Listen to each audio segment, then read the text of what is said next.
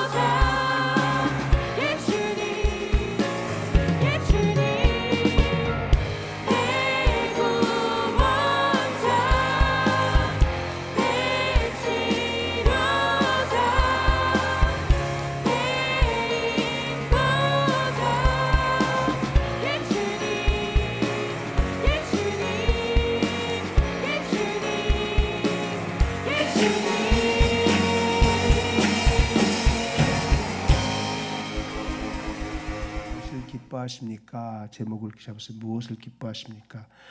이 앞에 장, 우리가 본문 읽은 이 앞에 장에 니고데모 이야기가 나옵니다. 우리가 니고데모를 잘 알죠. 니고데모가 한밤중에 예수님을 찾아오죠. 이 니고데모라는 인물은 사실은 유대인의 대표를 상징하는 그런 인물입니다. 유대인들의 모습을 상징하듯이 표현한 거죠. 그는 어떤 영적인 진리 또는 어떤 허기에 목말라서 예수님을 찾아온 게 아니고 예수님께 찾아와서 실질적인 논쟁을 벌이고 싶어서 왔어요.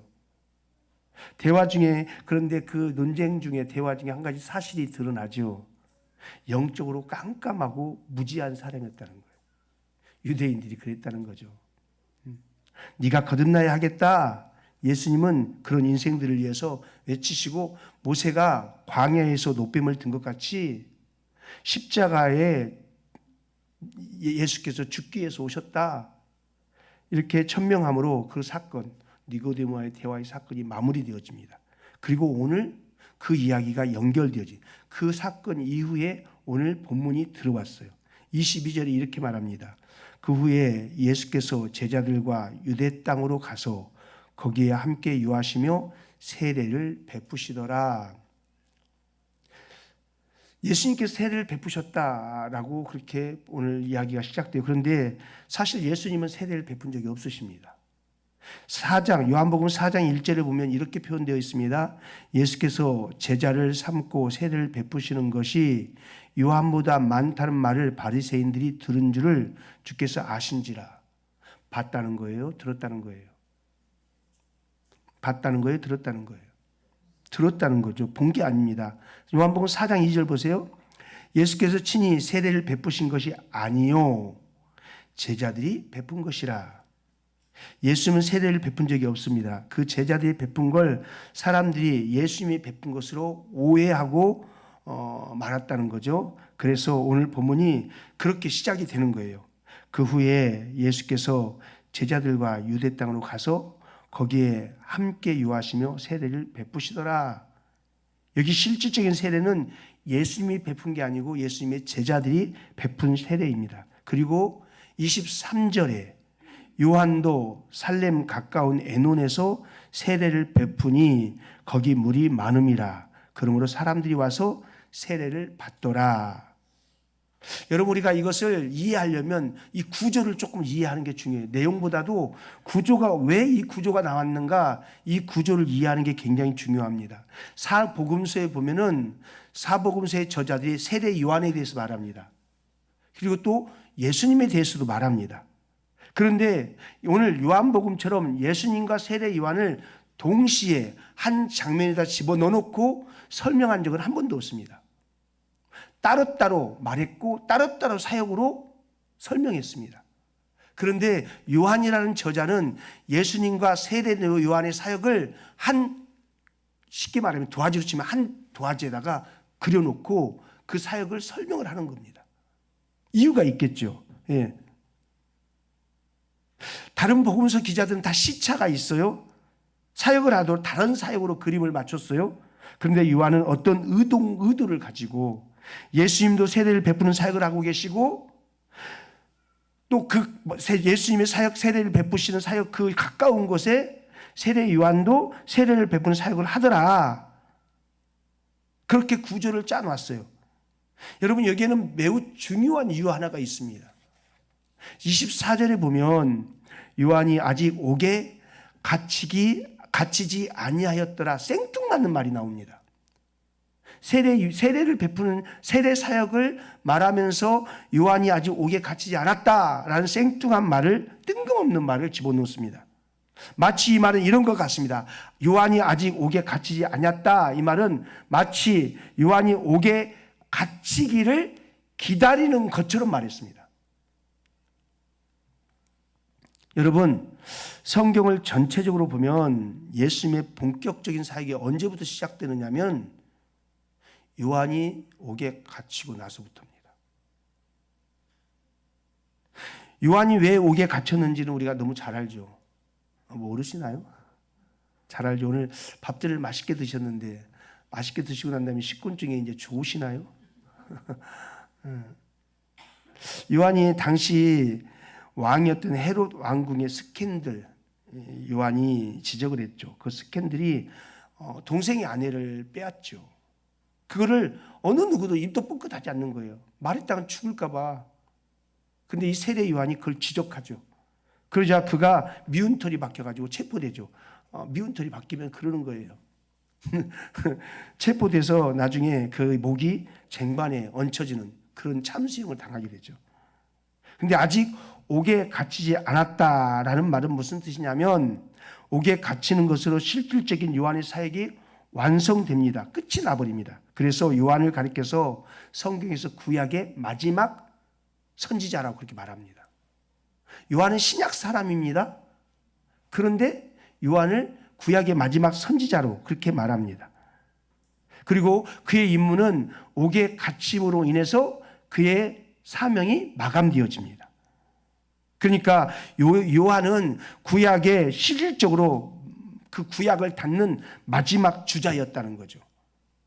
수천 년 역사를 통해서 수많은 선지자들이 약속한 메시아를 전하다가 이 마지막 바톤을 받은 자가 누구냐? 세례 요한이었다는 거죠. 그런데 그 임무는 그 예수님을 전하다가 옥에 갇힘으로 인해서 이제 그 장구한 역사를 마감하고 이제 누가 온다는 겁니다. 오리라 하셨던 예수가 오셔서 실질적으로 이제 그분의 역사가 그분의 사역이 시작되어지는 거죠. 그 과정에서 오늘 본문은 그 과정 속에서 인수인계가 진행되어지는 바톤 터치가 진행되어지는 그 과정 속에서 일어난 사건이에요. 그러니까 오늘 이야기는 니고데모에게 가려져가지고 이 니고데모 사건에 가려져가지고 별 잘 언급을 안 하면서 그냥 쓱쓱 지나가는데 사실은 굉장히 중요한 본문이기도 해요. 자, 25절 보세요. 25절에 요한의 제자 중에서 한 유대인과 더불어 정결 예식에 대하여 변론이 되었더니 이 정결 예식은 어떤 정결 예식이었습니까? 그렇죠. 세례에 관한 정결 예식이죠. 예. 세례 요한이 세례를 베푸는 사역을 하고 있는 그 예수님이 세례를 베푸는 사역을 하고 있는 그 사역에 대한 이 논쟁이 벌어진 거죠. 그런데 재미있는 현상 하나가 일어났어요. 원조 논쟁이 펼쳐진 거예요. 원조 논쟁. 누가 원조냐? 여러분 물어봅시다. 세례만 가지고 생각하면 세례만 가지고 생각하면 누가 원조입니까? 세례 요한입니까? 예수님입니까? 네? 이래서 맛집이 갈리는 거예요. 할머니네 집이 그렇다더라. 왕 할머니네 집이 그렇다더라. 세례만 갖고 따지면은 세례의 원조는 세례 요한입니다. 그죠? 세례 요한이 원조예요. 예수님도 세례 요한이 세례를 받지 않습니까? 그래서 세례 요한이 원조입니다. 그런데 두 가지 현상이 나타난 거죠. 요한의 제자들이 자꾸 원조 집에 있었던 이 제자들이 자꾸 원조 아닌 후발주자 예수님의 제자 그룹으로 막 빠져들어가는 겁니다. 요한복음 1장 36절에 보십시오. 요한의 제자들이 이렇게 말을 해요. 예수께서 건의심을 보고 말하되 보라 하나님의 어린 양이로다. 두 제자가 그의 말을 듣고 예수를 따르거늘. 세례 요한이 예수님을 보라 하나님의 어린 양이다. 그렇게 말하니까 그래요? 그래서 원조집에 있던 이 사람들이 그리로 쑥 가는 겁니다. 요한이 저 사람이 하나님의 어린 양이야 이렇게 얘기하니까 평생 요한의 가르침을 받고 따르던 그 제자들이 슬그머니 누구에게로 갔다고요? 예수님에게로 지금 넘어갔다는 겁니다. 이탈 현상이 일어났다는 겁니다. 게다가 4장 1절에 보면 예수께서 제자를 삼고 세례를 베푸는 것이 요한보다 많다 하는 말을 들은지라. 후발주자인 예수님의 세례가 더 인기가 폭발하는 겁니다. 원조집을 넘어선 겁니다. 예. 그리고 사역이 막 왕성한 겁니다. 심지어 요한의 제자들도 그리로 막 넘어오는 겁니다. 또 원조는 세례 요한인데 후발주자인 예수님의 세례가 더 인기가 있는 겁니다. 그래서 사람들이 자꾸 그쪽으로 가는 겁니다. 그러면 여러분 세례 요한의 제자들의 입장에서 한번 생각해 보세요. 세례 요한의 제자들의 입장에서 그 세례 요한의 제자들이 기분이 좋을까요? 안 좋을까요? 자, 뭘 복잡하게 생각하지 마. 제가 원조예요, 원조. 근데 이현수 강사님이 옆에다 개척을 했어요. 개척을 했는데 뭐 저기 막 사람들이 막 몰려오는 겁니다. 그런데 사람들이 소문을 듣고 우리 성도들이 저쪽으로 가보자 하고 막 쓱쓱 이장로님도 가고 이장로님도 가고 권사님들도 가고 막 가는 겁니다. 청년들도 가고 막 가는 겁니다. 예. 그러면 제가 기분이 좋아요, 안 좋아요? 말이라고 그래.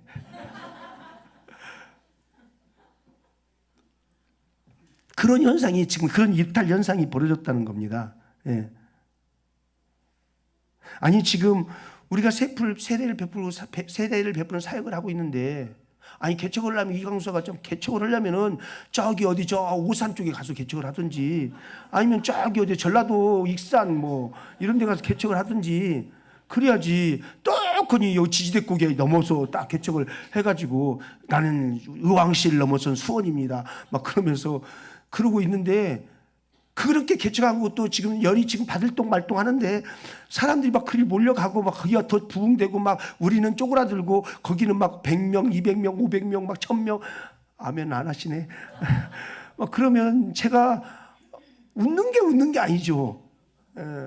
지금 이 세례 요한의 제자들이 그랬을 것 같아요. 여러분 요한의 입장에서 기분이 안 좋았겠죠.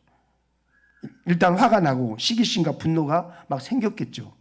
그래서 요한의 제자들이 요한에게 와서 지금 질문하는 겁니다. 질문 26절 보세요. 26절에 그들이 요한에게 가서 이르되 랍비요 선생님과 함께 요단강 저편에 있던 이 곧 선생님이 증언하시던 이가 세례 요한이 예수님에서 막 증언했는데 증언했던 이 사람이 세례를 베풀며 사람들이 다 글로 가버립니다. 지금 그 질문하는 겁니다. 아니 선생님 지금 이게 말이 됩니까? 사람이 다 저쪽으로 빠져나갑니다. 그리고 선생님은 지금 묻혀지고 있습니다. 그렇게 말하는 겁니다. 게다가 제자들의 마음속에 의문이 하나가 생겼습니다. 25절에 이에 요한의 제자 중에서 한 유대인과 더불어 정결 예식에 대하여 변론이 되었더니 뭐가 일어났다고요? 변론이 일어났답니다. 정결 예식에 관한 변론, 세례에 관한 변론. 이상하다. 저 집이 잘 되는데 어느 게 진짜야? 우리가 원조인데 이게 저 집이 잘 돼? 이게 어느 게 진짜야? 이런 논쟁이 벌어지면서 의문도 들지 않았겠습니까? 제자들 마음속에 이런 의문도 생기고 좀 짜증도 나고 시기도 나고 분노도 나고 질투도 나고 그래서 세례 요한에게 찾아와서 질문을 던졌던 겁니다. 그러자 세례 요한이 이렇게 대답합니다. 27절 함께 한번 읽어볼까요? 시작.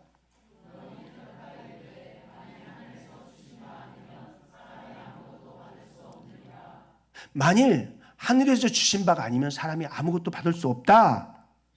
아주 간단합니다. 아주 심플합니다. 오늘 낮에도 심플에 관한 얘기를 했지만 너무 심플한 겁니다. 하늘에서 주신 것이 아니면 사람이 받을 수 없다. 제자들은 지금 울그락불그락 이게 어떤 게 옳은 거야? 이게 뭐야? 우리가 원조인데 왜 절로 다가? 이게 어떤 게 맞는 거야? 야, 기분 더럽게 나쁘네. 개척하려면 저 멀리 하지 왜 가까이 해가지고 승질 나네.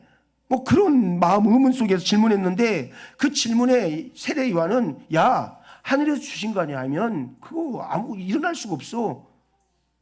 하늘에서 주신 것이 아니면 아무도 받을 수 없어. 아주 심플하게 대답하려는 겁니다. 그러면 여러분 생각에 이 말을 요한이 했다 칩시다.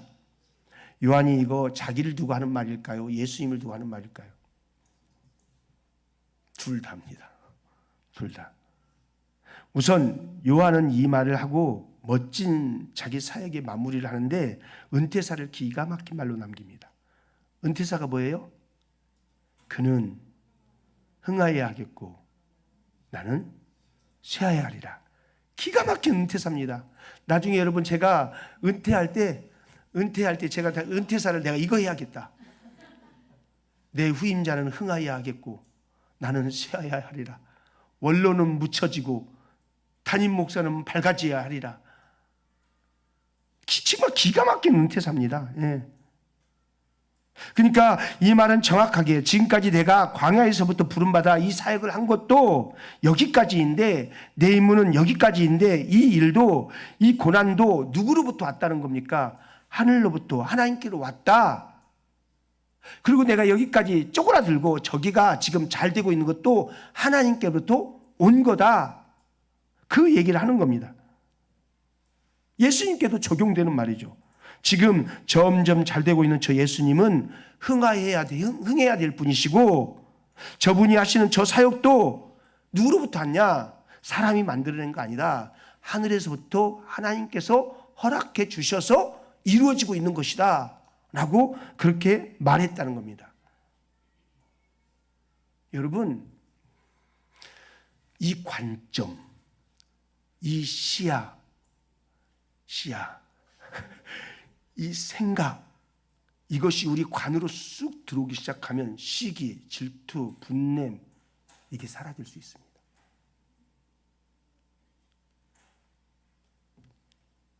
이 인식이 정확히 들어왔을 때 내 사역은 안 되고 저분의 사역은 잘 되고 대한 어떤 비교나 시기심이 있을 수가 없는 겁니다. 이게 정확하다면, 그런데 이것이 하나님께서 온 고난이 아니라고 생각할 때 누구의 마음처럼 시기, 질투 막 이런 게 벌어지는 거죠. 근데 하나님이 하신 거라고 생각하면은 그게 정확히 내 안에서 마치 아까 심플, 대체할 수 없는 그게 내 안에 딱 잡혀 있으면은 우리 시기가 안 나는 거죠. 질투가 안 나는 거죠. 왜 우리 집은 잘 안 되지? 왜 저 집은 잘 되는 거지? 왜 이런 생각이 들어올까요? 하나님의 섭리, 하나님의 통치, 하나님의 주권에 대한 정확한 인식이 내 안에 들어와 있지 않기 때문입니다. 공동체 안에 이런 현상들이 얼마나 많이 일어나는지 모릅니다. 이런 걸로 비교하고 시기 질투하고 경쟁하고. 왜 이런 일이 일어나느냐? 이 일이 하나님께로부터 온 일이 아니라는 사실에 눈이 열려 있지 않으면은 우리는 계속 시기 질투하면서 삽니다. 시기 질투. 누가 조금만 잘난 척하면은 견딜 수 없어 하고, 누가 조금만 자기가 나은 것 같으면 견딜 수 없어 하고. 이거를 하나님께서 지금 저분에게 빛나는 인생을 허락하셨구나. 하나님께서 저 사람을 지금 사용하고 계시구나. 창세기 보면 요셉이 형들이 자기 앞에 요셉 앞에 양식을 구하러 무릎을 꿇죠. 그때 형들이 놀라는 것보다 사실은 요셉이 더 놀랐을 겁니다. 왜냐하면 지난 세월을 알 수 없는 그 기호들처럼 무수한 일들이, 무슨 사건과 사고와 상황과 어떤 억울함과 오해와 어떤 그런 것들이 무수하게 해석할 수도 없고 이해할 수도 없고 납득할 수 없는 그 사건들이 무수하게 자기에게 일어났어요. 그래서 이게 왜 도대체 뭔가 그랬는데, 자기의 형들이 자기 앞에 와서 무릎을 딱 꿇는 그 모습을 보면서 그 지난날에 해석할 수 없었던 기억들이 단편의 기억들이 쑥 지나가면서 이것 때문이었구나. 하나님께서 하신 일이었구나. 형들이 나를 그렇게 한 게 아니고 하나님께서 이 일을 이루기 위해서, 우리 조상, 우리 민족을 살리기 위해서 이 일을 내게 억울한 일도 당하고 오해도 받게 하고 상함도 당하게 하고 이런 과정들을 겪으면서 나를 여기까지 처박아 놨었구나. 그게 확 열려버린 겁니다. 이거 하나님께서 하셨구나. 이게 열려지니까 그 안에 하나님의 관이, 하나님의 시야가 쑥 들어와버리니까 용서하지 않을 수가 없는 거예요.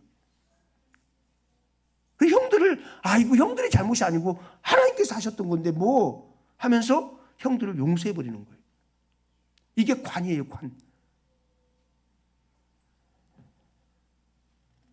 그래서 원수도 가해자도 아무런 의미가 없어져 버리는 거예요.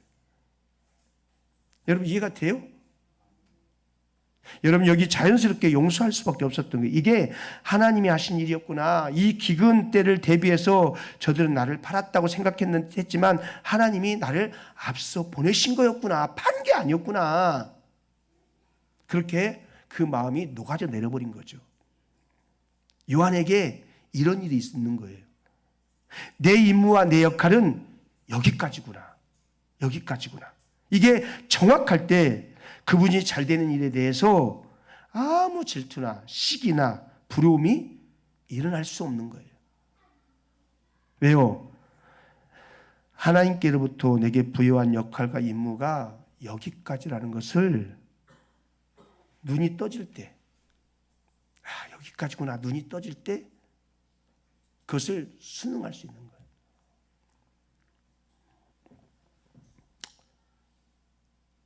이것이 요한과 제자들의 인식 차이였다는 거죠. 자, 27절, 28절 다시 한번 읽어볼까요? 시작.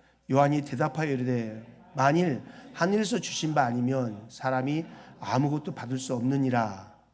내가 말한 바 나는 그리스도가 아니요 그의 앞에 보내심을 받은 자라고 한 것을 증언할 자는 너희니라. 원래 이 문장을 원어대로 그대로 직역하면은 너희가 바로 그 증인이 되어야 된다 라는 말입니다. 여기 이 너희라는 말이 맨 앞에 붙어 있어요. 너희가. 그러니까 강조하는 거죠. 강조. 너희가 바로 그런 역할을 해야 된다. 오로지 신랑만 드러난 역할을 너희가 해야 된다. 나도 그 일을 위해서 왔고 너희에게 가르친 것이 그것이니까 너희도 신랑만 드러날 수 있는 역할을 너희가 해야 된다. 요한이 지금 그렇게 말하는 겁니다. 29절 보세요. 신부를 취하는 자는 신랑이나 서서 신랑의 음성을 듣는 친구가 크게 기뻐하나니 나는 이러한 기쁨으로 충만하였노라. 이러한 기쁨으로 충만하였노라. 요한의 기쁨은 다른 것에 있지 않았어요. 요한이 바라보면서 기뻐하는 것은 우리가 바라보는 것과 달랐어요. 여러분, 유대 결혼법은 굉장히 까탈스럽게 유명하죠. 그죠? 실질적으로 예식을 뭐 2번씩 거친다고 하지 않습니까? 정혼 예식을 하고 그다음에 진짜 예식을 하고 그런다고 하지 않습니까? 여기 있군요. 2번 해, 2번.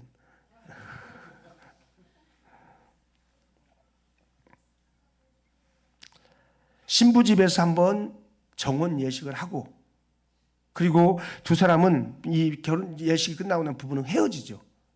합방을 하자고 헤어집니다. 예. 이미 법적인 부부는 됐지만 그러나 이들은 헤어지죠. 마리아와 요셉이 정혼한 사이였지 않습니까? 법적인 부부였습니다. 그러나 그들은 떨어져 살았어요. 대신 육체적인 관계를 맺지 못하는 그 떨어져 사는 부부였어요. 신부는 이제 신랑은 이제 신부를 신부 집에 남겨놓고 자기 집으로 돌아오는 거죠. 자기 집에 돌아와서 아버지의 감독 아래에 이제 자기가 살 집을 짓는 거예요. 그래서 보통은 1년 정도 그렇게 하고 난 다음에 가서 이렇게 신부를 데리고 온대요. 그때 신랑이 신부한테 꼭 이런 말을 하고 간답니다. 내가 오지 않아 당신을 꼭 데리러 오겠습니다. 그러니 그 기다리는 동안에 정결하게 깨끗하게 순결하게 잘 자기를 지키면서 기다려주세요. 이러면서 간다는 거예요. 그리고 아버지의 감독 아래 집을 짓고 있다가 어느 날 아버지가 부르는 거예요. 그날은 자기가 결정하지 못해요. 아버지가 결정하는 거예요. 어느 날 아들아 일로 와봐라. 야 이제 보니까 너 신부 데려와도 될 것 같다. 오늘 빨리 가서 신부를 데려와라. 그러면 그렇게 말하면 그렇게 말이 떨어진과 동시에 그때부터 잔치가 시작된다는 거예요. 그런데 이때 바로 신랑이 바로 가서 데리고 오는 게 아니라 신랑의 친구, 굉장히 중요한 역할을 쇼세빈이라고 하는 신랑의 친구. 이 쇼세빈은 뭘 하느냐? 신부의 집에 가서 신부를 신랑에게로 안전하게 안내하는 역할을 해요. 그리고 또 하나는 신랑과 신부가 신방에 들어갔죠. 들어가 있고 많은 사람들이 아직 친구들도 돌아가지 않고 계속 잔치가 벌어져요. 그리고 날이 밝았어요.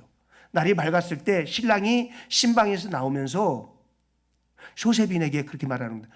나의 아내는 정결하였도다 라고 말을 하면은 이 쇼세빈이 그 말을 듣고서 이제 그 잔치에 있는 모든 사람들, 친척과 친구와 모든 사람들에게 이 신부는 정결한 신부였습니다 라고 선포를 하면서 결혼 잔치가 마감이 되어지는 거예요.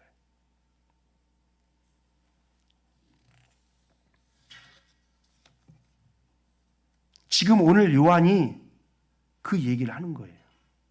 29절 30절 다시 한번 봐요. 다시 한번 함께 읽습니다. 29절 30절 시작. 신부를 취하는 자는 신랑이나 서서 신랑의 음성을 듣는 친구가 크게 기뻐하나니 나는 이러한 기쁨으로 충만하였노라. 그는 흥하여야겠고 나는 쇠하여야 하리라 하니라.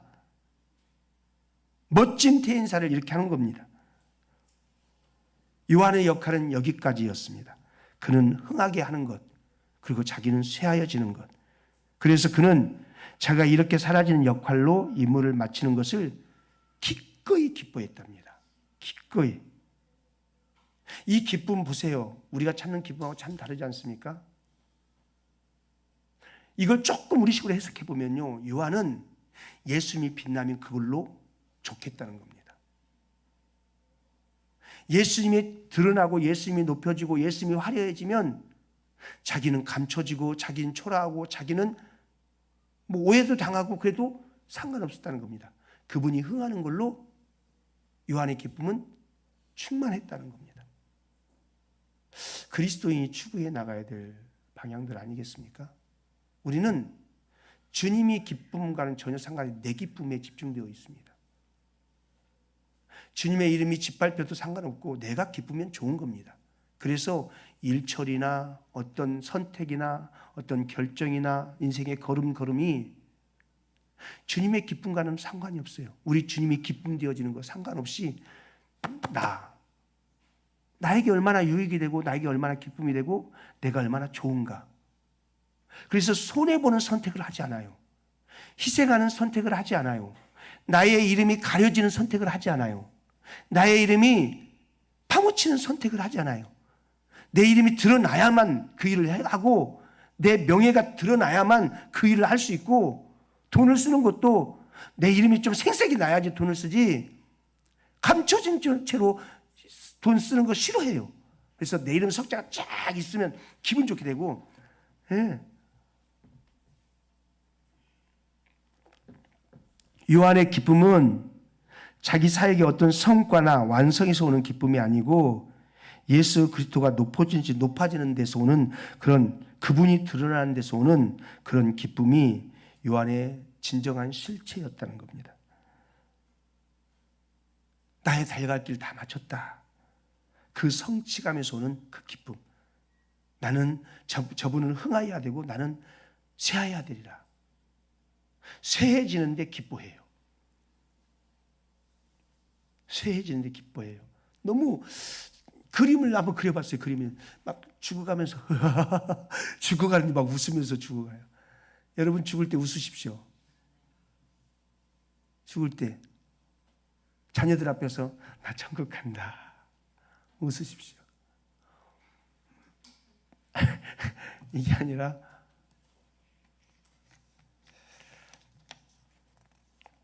여러분 우리는 예수 그리스도를 믿고 산다고 하지만 우리의 기쁨의 실체는 뭡니까?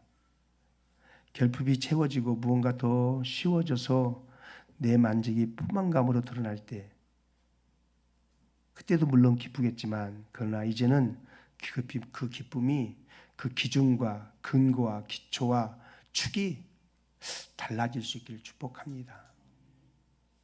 예수가 기뻐할 수 있다면 그분이 빛날 수 있다면 그분이 높여질 수 있다면 내가 낮아질 수 있는 자존심은 그렇게 부리는 게 아니거든요. 자존심은 우리 주님이 높여지는 것에 굽힐 줄 아는 게 자존심이거든요. 이런 은혜가 저와 여러분에게 있기를 축복합니다. 찬양 하나 불렀으면 좋겠습니다. 1000번을 불러도